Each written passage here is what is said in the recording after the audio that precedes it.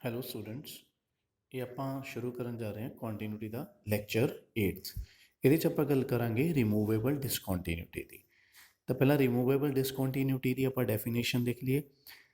Removable ਡਿਸਕੰਟੀਨਿਊਟੀ ਕਦੋਂ ਹੁੰਦੀ ਹੈ ਕਿਸੇ ਪੁਆਇੰਟ 'ਤੇ? ਜਦੋਂ ਲੈਫਟ ਲਿਮਿਟ ਦੀ ਵੈਲਿਊ ਰਾਈਟ ਲਿਮਿਟ ਦੀ ਵੈਲਿਊ ਦੇ ਬਰਾਬਰ ਹੋਵੇ ਬਟ ਫੰਕਸ਼ਨ ਦੀ ਵੈਲਿਊ ਉਸ ਪੁਆਇੰਟ 'ਤੇ ਇਹਨਾਂ ਦੇ ਬਰਾਬਰ ਨਾ ਹੋਵੇ।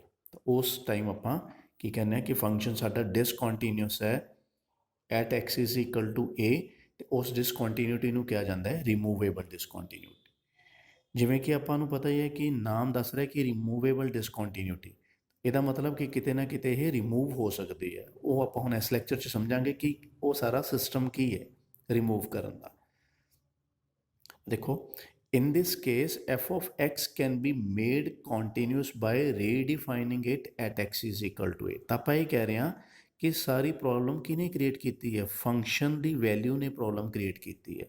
ਤਾਂ ਆਪਾਂ ਨੂੰ ਕੀ ਕਰਨਾ ਚਾਹੀਦਾ? ਫੰਕਸ਼ਨ ਨੂੰ ਰੀਡਿਫਾਈਨ, ਮਤਲਬ ਦੁਬਾਰਾ ਡਿਫਾਈਨ ਕਰ ਲਈਏ ਉਸੇ ਪੁਆਇੰਟ 'ਤੇ ਜਿਹਦੇ 'ਤੇ ਉਹ ਇਹਨਾਂ ਦੇ ਬਰਾਬਰ ਨਹੀਂ ਆ ਰਿਹਾ। ਇਸ ਤਰ੍ਹਾਂ ਕਰਨ ਨਾਲ ਕੀ ਹੋ ਜਾਏਗਾ? ਤਾਂ ਫਿਰ ਆਪਣਾ ਕੀ ਹੋ ਜਾਏਗਾ? ਲਿਮਿਟ, ਲੈਫਟ ਲਿਮਿਟ ਦੀ ਵੈਲਿਊ, ਰਾਈਟ ਲਿਮਿਟ ਦੀ ਵੈਲਿਊ ਅਤੇ ਫੰਕਸ਼ਨ ਦੀ ਵੈਲਿਊ ਕੀ ਆ ਜਾਏਗੀ? ਤਿੰਨੇ ਬਰਾਬਰ ਆ ਜਾਣਗੇ। ਹੁਣ ਆਪਾਂ ਇਹ ਦੇਖਣਾ ਕਿ ਇਹਨੂੰ ਕਿਵੇਂ ਆਪਾਂ ਐਫ ਆਫ ਏ ਨੂੰ ਇਹਨਾਂ ਦੋਨਾਂ ਦੇ ਇਕੁਅਲ ਕਿਵੇਂ ਬਣਾਉਂਦੇ ਹਾਂ। ਠੀਕ ਹੈ ਜੀ। ਤਾਂ ਇੱਕ ਆਪਾਂ ਫੰਕਸ਼ਨ ਰੱਖ ਲਿਆ ਐਕਸ ਸਕੁਅਰ ਮਾਈਨਸ 1 ਬਾਈ ਐਕਸ ਮਾਈਨਸ 1।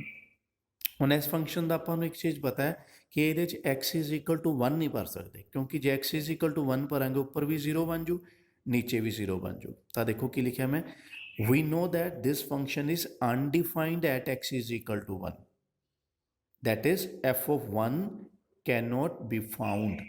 ਮਤਲਬ ਫੰਕਸ਼ਨ 'ਚ ਜੇ 1 ਭਰਦੇ ਹਾਂ ਆਪਾਂ x ਦੀ ਜਗ੍ਹਾ 'ਤੇ ਤਾਂ ਉਹ ਬਣ ਜਾਂਦਾ 0/0। ਇਸੇ ਕਰਕੇ ਕੀ ਹੈ, ਫੰਕਸ਼ਨ ਹੈ ਜਿਹੜਾ ਸਾਡਾ ਡਿਸਕੰਟੀਨਿਊਸ ਹੈ at x is equal to 1 'ਤੇ, ਕਿਉਂਕਿ 1 ਭਰ ਹੀ ਨਹੀਂ ਸਕਦੇ ਆਪਾਂ। ਤਾਂ 1 'ਤੇ ਮਤਲਬ ਗੈਪ ਹੈ। ਹੁਣ ਆਪਾਂ ਗ੍ਰਾਫ ਦੇਖਦੇ ਹਾਂ ਇਹਦਾ ਕੀ ਬਣਦਾ।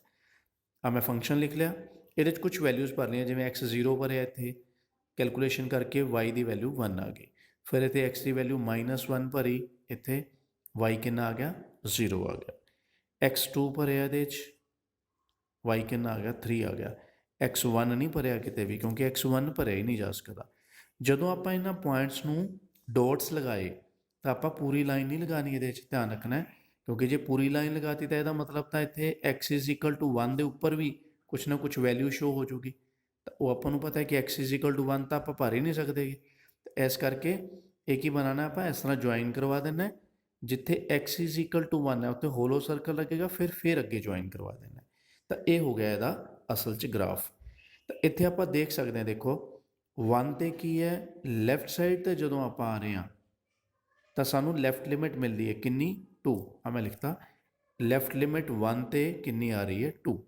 ਫਿਰ ਆਪਾਂ 1 'ਤੇ ਦੇਖਣਾ ਚਾਹੁੰਦੇ ਹਾਂ ਰਾਈਟ ਲਿਮਿਟ, ਤਾਂ ਮੈਂ 1 ਪੋਜ਼ੀਟਿਵ ਵਾਲੀ ਸਾਈਡ ਤੋਂ ਆਇਆ ਇੱਧਰੋਂ। ਇੱਥੇ ਵੀ ਲਿਮਿਟ ਦੀ ਵੈਲਿਊ ਮਿਲਦੀ ਹੈ ਕਿੰਨੀ?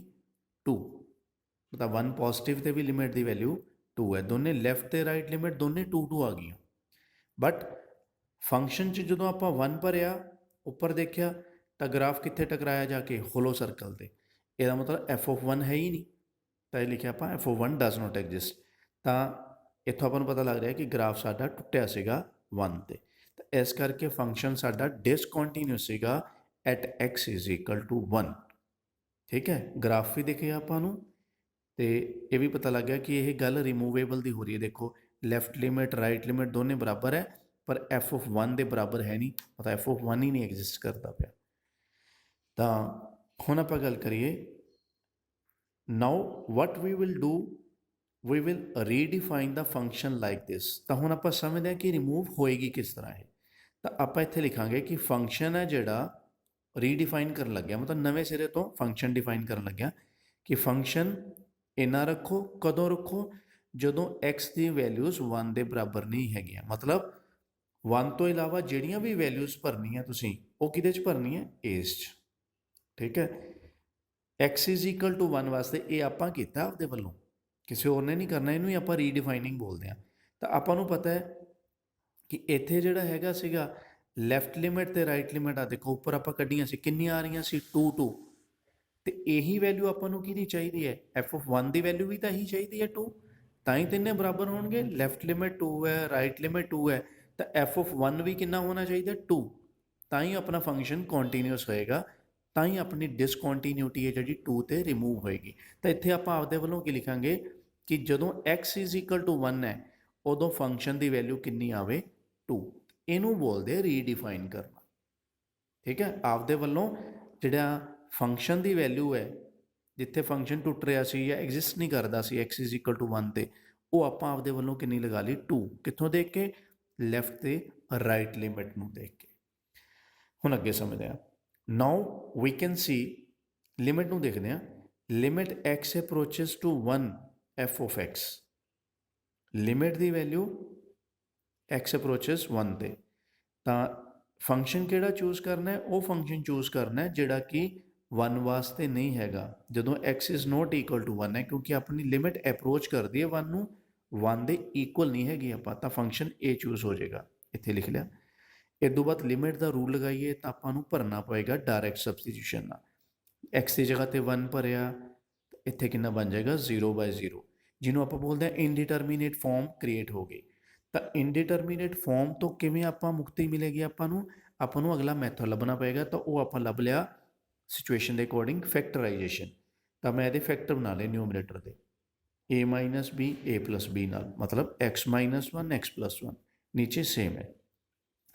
ਹੁਣ ਇੱਥੇ ਇਹ ਚੀਜ਼ਾਂ ਕੁਝ ਆਥਰਸ ਨਹੀਂ ਲਿਖਦੇ ਗੇ, ਪਰ ਆਪਾਂ ਨੂੰ ਸਮਝਣ ਵਾਸਤੇ ਜ਼ਿਆਦਾ ਇਹ ਲਿਖਣੀਆਂ ਚਾਹੀਦੀਆਂ ਕਿ x 1 ਨੂੰ ਅਪਰੋਚ ਕਰ ਰਿਹਾ, ਇਹਦਾ ਮਤਲਬ x 1 ਤਾਂ ਹੈ ਨਹੀਂਗਾ, ਅਪਰੋਚ ਕਰ ਰਿਹਾ ਮਤਲਬ ਨੇੜੇ ਹੈ, ਪਰ 1 ਨਹੀਂ ਹੈਗਾ। ਤਾਂ 1 ਨੂੰ ਇੱਧਰ ਲਿਆਂਦਾ ਤਾਂ ਕੀ ਹੋ ਗਿਆ? x - 1 ≠ ਕਿੱਧਰ ਉਧਰ ਕਿੰਨਾ ਰਹਿ ਗਿਆ 0। ਤਾਂ x - 1 ਹੈ ਜਿਹੜਾ ਉਹ ਕੀ ਹੈ? Non zero. ਤਾਂ ਹੀ ਆਪਾਂ ਇੱਥੇ ਕੱਟ ਪਾਏ ਆ।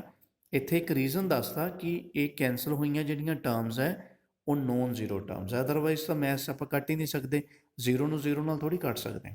ਤਾਂ ਇਹ ਇੱਥੇ ਪ੍ਰੂਵ ਕਰਦਾ ਕਿ ਨੋਨ ਜ਼ੀਰੋ ਨੂੰ ਨੋਨ ਜ਼ੀਰੋ ਨਾਲ ਹੀ ਕੱਟਿਆ ਸੀ। ਤਾਂ ਉਸ ਤੋਂ ਬਾਅਦ ਬਚ ਗਿਆ x + 1।